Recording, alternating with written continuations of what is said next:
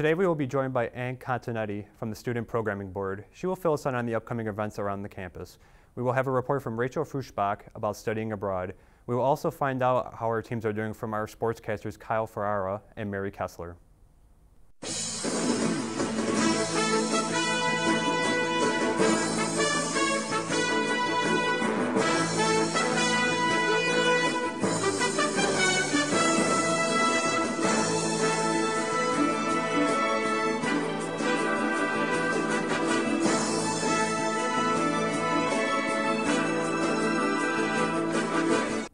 Hello, and thank you for tuning in to GriffinTV, the #1 source for news and sports happening around the Canisius College campus. I'm Brandon Sateski. We are a week into the semester, and as students begin to get back into the swing of things, many events are going to take place over the next week. I am joined now by the chair of the Student Programming Board, Ann Continetti. Ann, thank you for coming on the show. Thanks for having me, Brandon. So what events can we expect to see over the next couple weeks? Well, this Sunday we have our big Philip Phillips concert, and then on February 8th we're doing Build-A-Bear.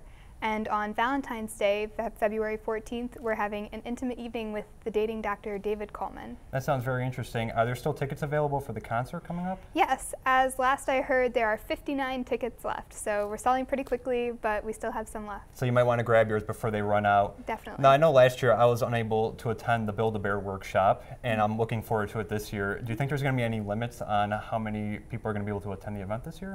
Well, I know last year we ordered about 300 bears, and this year we're looking to do about the same, just because of cost. Bears are expensive. Right, yeah, they can imagine. So I would suggest that anyone who is going should get there very early, just to make sure they get the animal they want. Yeah, I know, I'll be one of the first ones in line. So you mentioned that David Coleman's coming back for Valentine's Day. Can you talk a little bit more about that event? Yeah, so we were looking to do another event in the spring, and one of my event coordinators decided, since David Coleman is so popular in the summer, why not have him back? And as we all know, David Coleman is the expert on relationships, so it makes sense to have him on Valentine's Day. Absolutely. Do you know any of the points he's going to be talking about? I'm not sure, because this is a completely new program. It's not really something that he's done before. So if you think you've seen him, over orientation, and you might not think that you're going to hear anything new, you're definitely going to hear something completely different from what he's done. Absolutely. I know I'm already looking for the end of the semester, the first week. It's been a busy week. Looking forward to Springfest. Have you guys made any plans yet for Springfest? Oh yeah, we're well into planning for Springfest. Our theme for this year is America, so we're super excited about that. There's a lot you can do with it. Right now we're booking the contracts for the food and the rides and all the different blow-up things. I think as of right now we're going to have a Ferris wheel as our big attraction, so we're pretty excited. Wow, that's going to be a first. Any other significant things that we're going to see? Well, definitely all the food will be the same as last year. We got Lloyd's Taco Truck, Chevetta's Chicken, Franco's Pizza, Anderson's Ice Cream, everyone's favorite Buffalo restaurants. Absolutely, and you can check all the events right on the My Canisius website. Thank you for coming on, Ann. Thank you, Brandon. We'll be right back after this commercial break. You're on your way to meet up with friends, but you can't seem to get anywhere quickly. You don't want your friends to be annoyed, so you text. You're on your way.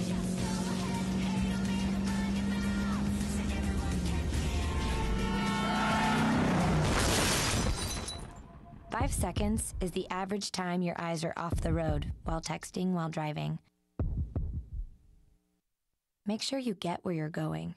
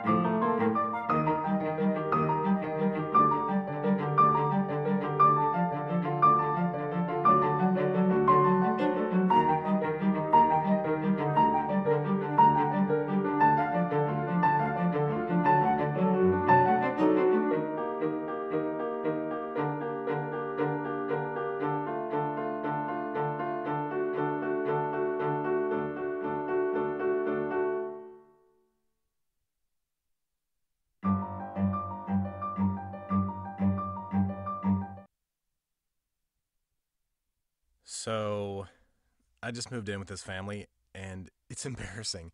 The little one, he likes to go outside and crawl around in the giant litter box. I don't know what he's doing. I mean, I was born and I knew how to use the litter box. Look at that. That's disgusting. Oh, poop already. You're making me nervous. Oh, okay, I can't look at this anymore. I really hope he grows out of this, for his sake. Welcome back. Did you ever wonder about study abroad? Many majors require that students study abroad, but do you know where to start? Rachel Firschbach has more information. Hey guys, I'm Rachel Firschbach reporting for GriffinTV. I'm here outside the Study Abroad office to get the inside scoop on the Study Abroad program here at Canisius College. The bottom line for tuition is usually just what they would pay here because they will get their financial aid in most cases. It's important for students to visit with financial aid to go over the costs that they will need to pay outside of the Canisius College tuition. They would have to pay for their housing. Many students are resident students, so they're used to paying for housing. If they do go abroad, in almost all of our programs, the housing is actually less than the housing on campus, so that will help a little bit. They pay a study abroad fee of $500 in place of the Canisius fees, and they also will have to pay their airfare. But they may well be eligible for additional loan money that can help offset some of that. The Study Abroad program offers many benefits for students. There's a lot of research out there about the career benefits of study abroad, and that one jumps to my mind first. And there's a lot of research about the fact that those employers look at those who study abroad more positively, as they see them as more independent, more flexible. They have a language skill that they have attained from going abroad. They have a cross-cultural understanding from going abroad. And so they see that students who study abroad are more prepared for the job market than those who haven't. And it many times helps them get employed faster when it comes to the job search. Students do have a chance to meet and get in contact with other students from Canisius College that are going to the same country as they are. Later in the semester, we have to do our pre-departure orientation, and that is just to prepare students to go abroad, and that gets all of those students from their specific program together, and just a chance to get to know each other. There are many things you should look at when you are choosing a place to go study abroad. They should think about their major, and every program has a different focus. Some of them offer a whole range of degrees, but some are better for like international relations or international business, or so to take that into account when they're picking their location.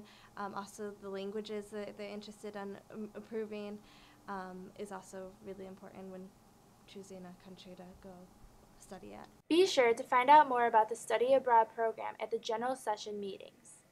Well, that's all, guys. Back to you in the studio. I'm Rachel Firschbach reporting for GriffinTV. Thank you, Rachel. A lot has been going on in the world of sports here at Canisius. Kyle Ferrara and Mary Kessler have the details. Thanks, Brandon. It was a busy weekend in Griff sports, but it was headlined by men's basketball, head coach Jim Barron's 400th career win. Thursday night against Marist. Well, we'll get Coach Barron's reaction in a minute, but first let's take a look at some reaction to his accomplishment.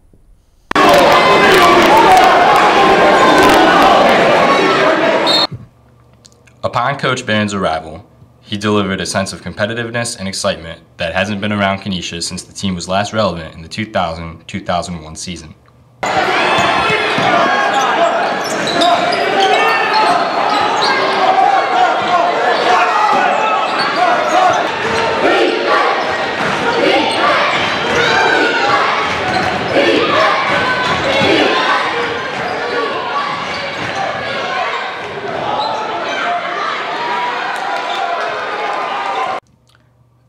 A week ago against Manhattan, the team delivered something special to him in return, his 400th career victory. All right, friends, one final time. Please welcome back to the court your Canisius College cheerleaders. It's unbelievable. It's unbelievable, taking over programs, that really have been so down, and every one of them. and to be able to win this many games, and a lot of them are tough wins. You know, we don't have some of the creativity some other programs may have, and usually when you're taking over programs, everybody wants to play you because you're the, you know, you've been a mat. When you take over a program, usually they're all down, or you know, like Rhode Island was, you know, program going on probation. So, you know, so it's tremendous. Fans of the team couldn't be more excited that Coach Barron has them competitive this late into the season, and Coach Barron knows that for his team to keep winning, they're going to need support from the home crowd.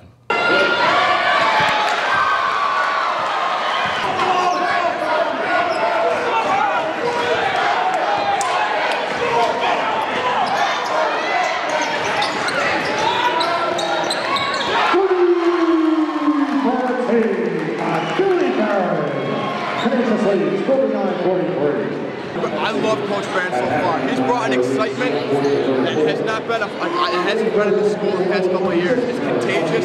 The student section's coming alive. It's really transformed the basketball team. It's made it exciting and fun to come to games again. It's been awesome so far. I don't think any of us expected a 500 season, so we're thrilled. Love Coach Barron. Do you think there's a massive difference between this year and last year? Oh my, I can't even begin to describe the difference. Last year, no excitement, no motivation to come to games. I mean, the team, the desire and heart wasn't there. This year, Coach Barron's getting everybody fired up. He's walking around school, handing out free tickets. He's having pep rallies. Student section loves him. Winning games, it's a huge difference. But some things are more important to Coach Barron than just winning. But you know what's even more important to me is to have, you know, my sons with me, Billy and Jimmy, to graduate so many student athletes, almost 100%. And that to me is extremely, that is as important as the victories on the court. Because, you know, I know that, you know, they have a chance in life to make it by having that degree. And so that's what it's really, to be honest, is, you know, trying to develop the student athletes. Coach Barron cares so much about the student athletes that he didn't even tell them about his upcoming personal milestone. I guess he probably didn't want to apply any pressure on the game. I guess we were coming off a rut again, and he wanted us to be pretty much fully focused on the task at hand. 400 is a lot of wins. It really is. And to do it at St. Francis, St. Bonaventure, Rhode Island, Canisius is exceptional. You know, taking them over in tough times. But, you know, along the way, you know, I can remember great people helping out, you know, and you can't do it alone. And he's always gone by that. He's been very fortunate to have, you know, great guys along the way at every stop of the way. So, yeah, 400, I mean, that's a lot of wins at this level, for sure. It's rich being able to share it with my son right here. That's the beauty of it. A spectacular accomplishment for Coach Barron. Now, Kyle, let's talk about what happened on the court. Well, we'll start with the win against Manhattan. They won 64-60 behind senior guard Isaac Sosa's season-high 25 points, and junior guard Billy Barron contributed 10 points, 3 rebounds, 1 steal, and 5 assists to get the win for Coach Barron. It's been the combination of Sosa and Barron that has been deadly for the Griffs all season. Going into the weekend, Billy Barron had 101 assists, 60 of those resulted in threes, and 28 of those 60, almost half, went to Isaac Sosa. On Saturday night, the Griffs avenged their previous heartbreaking loss to Siena with an old-fashioned beatdown as they clobbered Siena 76-44. Isaac Sosa again led the scoring with 18 points, and senior guard Alshwan Himes and junior big men Jordan Heath and Chris Manhertz also scored in double figures. Manhertz recorded his 6th career double-double with 12 points and 11 rebounds. The Griffs are now 12-7 overall and 5-3 in the MAC. It was definitely a successful weekend for the guys, and the women had some success on the court as well. They did lose to Marist on Friday, 41-51, but beat Ryder 75-68 on Sunday. Yeah, and the record is now 7-10 overall and 4-2 in the MAC. Ashley Durham was the key player in both games this weekend, scoring 16 points in 34 minutes on Friday and 25 points, 8 rebounds, and 6 assists on Sunday. She has scored in double figures for 7 consecutive games, the longest such streak of her career. The team got off to a slow start against Marist. They were down 25-9 at halftime, but opened the second half on a 13-5 run, but they could not complete the comeback. The win against Rider secured a season sweep in that series. And of course, hockey is back in Buffalo, but the Griffs have been playing since October. Unfortunately, they did not share in the weekend success, losing to Bentley twice. What happened on the ice, Kyle? Well, they're now 8-11-5 overall and 7-6-2 in AHC play. In the first loss, junior Kyle Gibbons and sophomore Mitch McCrank scored goals, and junior goalkeeper Tony Capobianco registered 31 saves. The Griffs ultimately lost 3-2 in overtime, however, and are now 0-3-5 in games with overtime on the season. But it only got worse on Saturday as they lost 7-2. Junior Patrick Sullivan and sophomore Cody Freeman both scored for the Griffs. Bentley opened the game up in the third period, extending the lead to 2 with 17 minutes, 30 seconds remaining, and then scored 3 goals in just over 3 minutes to reach the final score of 7-2. So it was a disappointing weekend on the ice, but there is one highlight. We'd like to congratulate Canisius alum Corey Conacher on a successful NHL debut. He recorded 1 goal and 1 assist as the Tampa Bay Lightning beat Washington 6-3. And lastly, men's and women's swimming and diving faced Niagara on Saturday. The men's team won 168.5 to 72.5, and the women's team won 147 to 96. It's always good to beat Niagara. Absolutely. And that's a wrap of what happened last week. Be sure to tune in to #GriffSports, where Brandon Rudd and I will delve deeper into the stats and look ahead to what's to come. The show debut will air on Thursday at 6 p.m., and we will talk with Griff's play-by-play announcer, Mike Scott. Thanks, guys. These events will be happening over the next week. Are you stressed out? The Counseling Center is holding a weekly opportunity to learn, practice basic meditation skills. Come join us every week from 5 p.m. to 6 p.m. in a quiet, calm, and peaceful setting. There are many health benefits to regular meditation. Learn to manage your stress, restore your balance in a busy schedule, and gain a better sense of control over your thoughts and feelings. Join the Afro-American Society in Griffin's After Dark on Saturday, January 26th in Palisano Pavilion at a special time, 10 p.m. for a night of singing, dancing, poetry, and other talents performed by you. There are free food and prizes. Units will be holding a blood drive on Wednesday, January 23rd at 10 a.m. to Thursday, January 24th at 4 p.m. at Palisano Pavilion. All donors will receive a Battle of the Bridge t-shirt. Our new half-hour sports show will be airing this Thursday, January 24th at 6 p.m. here on Channel 19. It will look at all the sports happening on the Canisius College campus. Our very own Kyle Ferrara, Brandon Rudd, and Mary Kessler will be hosting the show. It's all we have for you today. Make sure to check us out from 11:08 a.m., 5 p.m., and 10 p.m. Also, check us out on Facebook and Twitter. Thank you for tuning in.